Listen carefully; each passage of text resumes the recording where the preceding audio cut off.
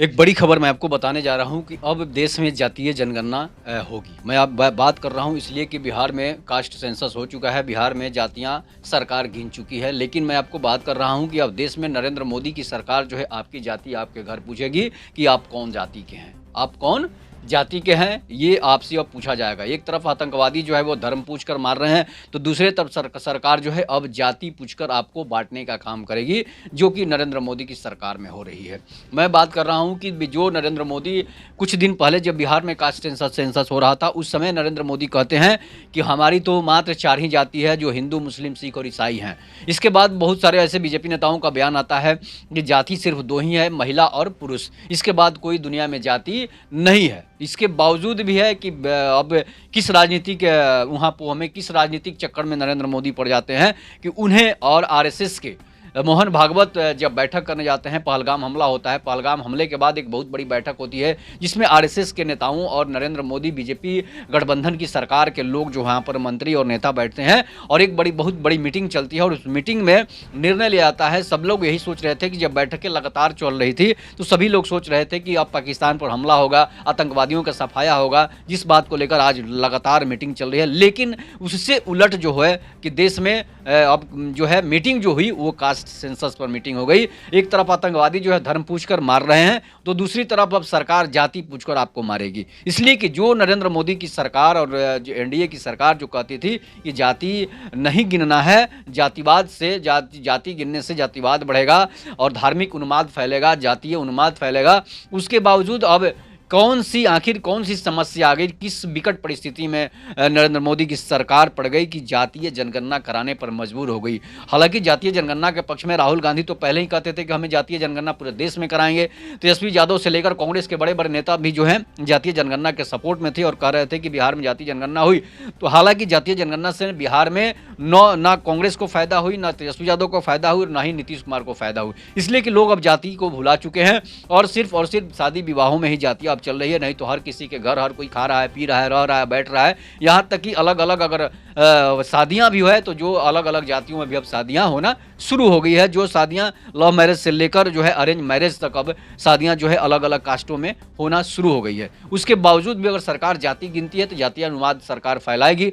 लेकिन मैं बात कर रहा हूं कि मुसलमानों की भी जाति गिनी जाएगी। हो सकता है कि आरएसएस का एजेंडा हो कि भाई पहलगाम में जिस तरह से हमला हुआ, मुसलमानों ने जाति और धर्म पूछकर मारा, उसके बावजूद जो है सरकार अब इस सख्ते में है कि सरकार भाई चाहेगी कि मुसलमानों की जाति गिनी जाएगी, जिसमें पसमानदा मुसलमान सबसे नंबर 1 पर बीजेपी की आंखों में है। और पसमानदा मुसलमान जो बीजेपी को वोट करते हैं, ऐसा बीजेपी कहती है कि पसमानदा मुसलमान उसे वोट करती है और उस पसमानदा मुसलमानों की संख्या अधिक होने के कारण जो है बीजेपी चाहती है कि पसमानदा मुसलमानों पर जो है हम अपनी पकड़ बना लें और बाकी के फॉरवर्ड मुसलमान हैं और जो बाकी के ओबीसी मुसलमान हैं उसको साइड कर दिया जाए। इसलिए कि फॉरवर्ड मुसलमान और बैकवर्ड मुसलमान जो हैं वो जो हैं कांग्रेस और आरजेडी और सपा को अधिकतर वोट करते हैं और जो दलित मुसलमान हैं, जो गरीब मुसलमान हैं, जो पसमानदा समाज से आते हैं, अंसारी और दुनिया समाज से आते हैं, जुलाहे और मोमिन समाज से जो भी आते हैं, वो बीजेपी को वोट करते हैं। ऐसा नरेंद्र मोदी कहते हैं, ऐसा बीजेपी के नेता और अमित शाह भी कहते हैं। उसके बाद पसमानदा मुसलमानों की जो है रैली, पसमानदा मुसलमानों के कार्यक्रम में भी नरेंद्र मोदी शिरकत कर चुके हैं। उसके बाद अब अगर मुसलमानों की जाति गिनी जाएगी तो कौन मुसलमान किसके पक्ष में होगा, इसलिए कि मुसलमान धर्म के नाम पर इकट्ठा हो जाते हैं। अब जाति की जब जनगणना होगी, जाति जब गिनाएगा तो हो सकता है कि मुसलमान जो है जाति के नाम पर अलग अलग बट सकते हैं। इसलिए कि हिंदू धर्म अगर बटा हुआ है तो वो सिर्फ जाति के नाम पर बटा हुआ है, धर्म के नाम पर हिंदू धर्म भी धर्म के नाम पर कहीं कहीं एक हो जाता है, लेकिन जाति के नाम पर अलग हो जाती है। इसलिए कि हिंदुओं की संख्या ज्यादा होने की वजह से ऐसा हो जाता है। हर देश में ऐसा होता है, सीरिया, इराक, नेपाल, भूटान, पाकिस्तान, आप कहीं भी चले जाइए तो जिसकी जिस संख्या ज्यादा होती है उसकी थोड़ा सा वर्चस्व रहती है और उसकी जाति की जो है ज्यादातर वहां पर वैल्यू मिल जाती है। उसके बाद क्या होता है कि भारत में जो है तो मुसलमान धर्म के नाम पर एक हो जाते हैं। उसके बाद बीजेपी उसमें से तोड़ेगी, जिस तरह से पीडीए गठबंधन, जिस तरह से इंडिया गठबंधन के लोग हिंदुस्तान में हिंदुओं को जातियों में तोड़कर उनका वोट ले लेते हैं, उसी तरह बीजेपी भी चाह रही है, आरएसएस भी चाह रही है कि मुसलमानों को तोड़कर मुसलमानों को अलग अलग करके अपना वोट बैंक बना ले। इसलिए कि पसमानदा मुसलमान की रैली में जब नरेंद्र मोदी जाते हैं, उनके कार्यक्रमों में नरेंद्र मोदी जाते हैं, तो हो सकता है कि वो लोग बीजेपी को वोट करते होंगे। लेकिन जो है अभी उनकी ये समस्या है कि वोट देते हैं या फिर नहीं देते हैं। तो इस तरह से अगर जातीय जनगणना होती है तो अब मुसलमानों की भी जाति गिनी जाएगी। शेख, सैयद, पठान, जुलाहा, मोमिन, चाहे जो भी मुसलमान हो, अंसारी, जितने भी मुसलमान हैं, मुसलमानों में भी 40 से कम जातियां नहीं है, और हिंदू में भी 27 से 28, 30 जातियां हैं, जिसकी वजह से बिहार में जो फ़ायदा इंडिया गठबंधन को होना चाहिए था, वो फ़ायदा इंडिया गठबंधन को जाता है। बिहार और यूपी की सीटों पर जब बीजेपी हारी है लोकसभा के चुनाव में 2024 के, तो लोकसभा के चुनाव की हार जो हुई है उसमें हो सकता है कि जाति बड़ा फैक्टर हो गया हो, और बीजेपी गठबंधन को इससे हानि हुई है, और पीडीए और इंडिया गठबंधन को उससे लाभ मिला। जैसे अखिलेश यादव की सीट ज़्यादा आ गई है। हालांकि बिहार में तो वैसा जातीय जनगणना हुई है, लेकिन बिहार में ऐसा संभव नहीं हुआ है। बिहार में जो है जिस तरह से वोट मिलते थे बीजेपी को, गठबंधन को और इंडिया गठबंधन को, उसी तरह से सीट आए हैं। लेकिन यूपी में सीट थोड़ा सा गड़बड़ हुई है, जिसकी वजह से हो सकता है कि नरेंद्र मोदी और आरएसएस की चाल हो कि जातीय जनगणना अगर करा देते हैं तो हो सकता है कि उनके पक्ष में मुसलमान का भी वोट आ जाएगा। और बीजेपी के तो भाई हिंदू देते ही हैं, जो हिंदू खुद को कट्टर हिंदू मानते हैं वो बीजेपी के पक्ष में है, और जो कट्टर हिंदू नहीं मानते हैं वो इंडिया गठबंधन के पक्ष में है। इसलिए जो है इससे अब क्या होगा कि अगर जातीय जनगणना, और अब इसका क्रेडिट लेने के लिए जो है अलग अलग पार्टियां जो है अपना अपना जो है अपना अपना पक्ष ले रही है। भाई आरजेडी कह रही है कि हमने जातीय जनगणना कराने की बात की तो हम इसका क्रेडिट लेते हैं। राहुल गांधी कहते हैं कि हमने जातीय जनगणना कराने की पूरे देश में बात की तो इसका क्रेडिट मुझे मिलना चाहिए। अखिलेश यादव उधर अलग कहते हैं कि इसका क्रेडिट हमें मिलना चाहिए। लेकिन सारा का सारा क्रेडिट अब मोदी और आरएसएस के लोग इसका ले लेंगे। इसलिए ले लेंगे कि अब ये लोग पूरे देश में जातीय जनगणना कराएंगे, लेकिन इसके बाद जो है कुछ ऐसी भी जाति है जो सरकारी जाति मानी जाएगी।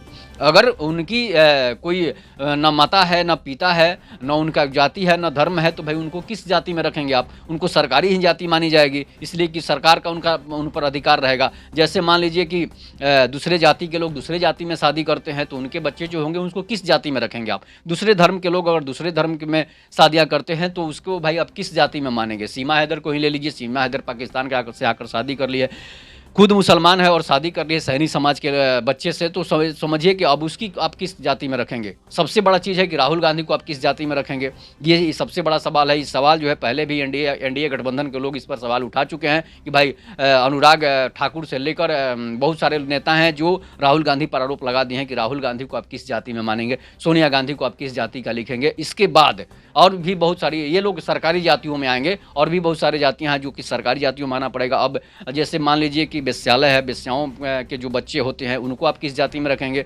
बिहार में जब कास्ट सेंसस हुआ तो उसमें वेश्याओं की जाति जब उनसे गिना जाने लगा, शिक्षकों ने जब उनके पास गया तो सभी लोग बोल दिए कि इसका नाम जो है रूप चंद नाम रख दिया गया। जितने भी थी उसकी सभी बच्चे का नाम रूपचंद रखा गया, इसलिए कि उसका एक पिता था नहीं, तो उसको आप किस जाति में रखेंगे? उसको एक पिता से वो पैदा हुए नहीं थे तो उसको आप किस जाति में रखेंगे?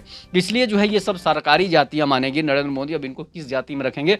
जो दूसरे धर्म से दूसरे धर्म में शादी कर रहे हैं, दूसरे जाति से दूसरे जाति में शादी कर रहे हैं, या फिर अब हिजड़ों की आप किस जाति में रखेंगे? किन्नरों को आप किसकी जाति में रखेंगे? उसकी तो न जाति है न धर्म है, उनको आप किस जाति में रखेंगे? ये सब बहुत बड़ा समस्या है और बहुत बड़ा सवाल उठेगा। इसलिए कि कास्ट सेंसस जब होगा तो इन सभी की भी जातियां गिनी जाएगी। अब वो सरकारी जातियां किसके तरफ होंगी, और सरकारी जातियों में ये लोग आएंगे, इसलिए कि उनके न माँ की जाति है न पिता की जाति है, तो उनको किस जाति में भाई आप रखेंगे? इसलिए कि वो दूसरे से पैदा हुए, कौन पैदा करके चला गया अभी तो पता रहेगा तब ना भाई कि कुछ जाति के लोग हमारे साथ संभोग किए हैं जिसकी वजह से ये बच्चे पैदा हो गए हैं, तो उन लोगों की जातियां सरकार किसमें गिनेगी? अब ये सरकार से पूछा जाएगा, और ये क्वेश्चन जो है जरूर आएगा कि सरकार को इससे पूछा जाएगा कि आखिर इनकी समस्या जो है कहाँ से, इनकी समस्या को समाधान कैसे आप करेंगे? इनको आप किस जाति में रखेंगे? ये संविधान की जाति होगी या फिर भारत की जाति होगी या फिर सरकार की जाति होगी? इसलिए कि सरकार की जब जाति होगी, आखिर उनका तो कोई जाति है नहीं, तो फिर इनको किस जाति में आप रखेंगे? ये बहुत बड़ा सवाल खड़ा होगा। और भारत में अब हिंदुओं के साथ साथ मुसलमानों की भी गिनती होगी, और जातीय सेंसस जो है, कास्ट सेंसस, ये 2029 के चुनाव और बिहार चुनाव को लेकर किया गया है। अब अनाथ बच्चों को आप किस जाति में गिनेंगे? मान लीजिए कि जैसे कि मान लीजिए कोई अनाथ बच्चा है, जिसका मान लीजिए कोई प्रेग्नेंट बच्ची जो है कुंवारे में ही हो जाती है, उसका बच्चा जब होता है तो कराकर उसे लोग अनाथ आश्रय में डाल देते हैं, जिसके माता पिता नहीं हो गए हैं, खत्म हो चुके हैं, उनको आप किस जाति में रखेंगे? ये बहुत बड़ा सवाल खड़ा करता है और बार-बार सवाल खड़ा करेगा कि मान लीजिए कि जैसे कोई बॉयफ्रेंड गर्लफ्रेंड है, उसकी भी समस्या है कि अब मैं जैसे शादी विवाह नहीं हुआ है, प्रेग्नेंट हो गई, बच्चे हो गए, चुपके से उस बच्चे को जो हॉस्पिटल में छोड़कर बहुत सारी महिलाएँ हैं भाग जाती है, बहुत सारी लड़कियाँ हैं जो भाग जाती है, उनको आप किस जाति में गिनेंगे? ये सबसे बड़ा सवाल खड़ा करता है। संविधान पर ये सबसे बड़ा सवाल खड़ा करेगा कि आखिर अनाथों की, आखिर जिनके माता-पिता हॉस्पिटल में ही छोड़कर चले जाते हैं, उनको आप किस जाति में गिनेंगे? जो बच्चे को गोद ले लेते हैं माता-पिता, उनको आप किस जाति में गिनेंगे? बहुत बड़ा सवाल जो है ये संविधान से और देश से है, नरेंद्र मोदी की सरकार से है कि आखिर आप उनको किस जाति में गिनेंगे? बहुत सारी ऐसी समस्याएँ हैं जाति में, जिनको गिनना मुश्किल हो जाएगा सरकार को, और सरकार पर और संविधान पर एक बहुत बड़ा सवाल खड़ा करेगा कि आखिर उन अनाथ बच्चों का, उन अनाथालय के बच्चों को आप किस जाति में गिनेंगे? इस पर भी आप लोग अपनी प्रतिक्रिया ज़रूर दीजिएगा। तब तक के लिए नमस्कार। जय हिंद, जय भारत, जय श्री राम।